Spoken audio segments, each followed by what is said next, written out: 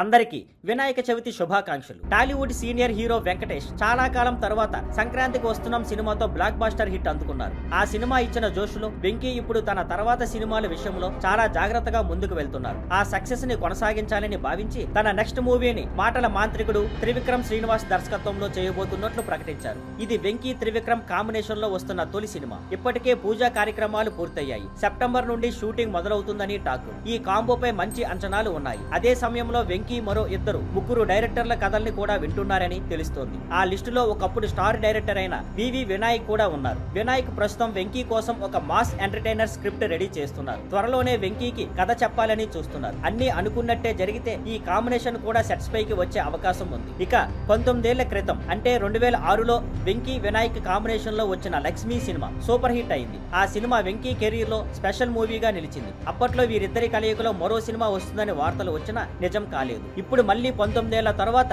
ఈ ఇద్దరు కలిసి సినిమా చేయబోతున్నారని టాక్ రావడం, పైగా అదే లక్ష్మీ జానర్ లోనే ఉంటుందని వినిపించడం అందరినీ ఉత్సాహపరుస్తోంది. ఇంటెలిజెంట్ సినిమా ఫ్లాప్ అయ్యాక వినాయక్ చాలా కాలం గ్యాప్ తీసుకున్నారు. తర్వాత హిందీలో ఛత్రపతి రీమేక్ చేసినా అక్కడ కూడా ఫలితం రాలేదు. ఇప్పుడు వెంకీతో కలిసి పనిచేస్తే మళ్ళీ హిట్ అందుకుంటారా అన్నది చూడాలి.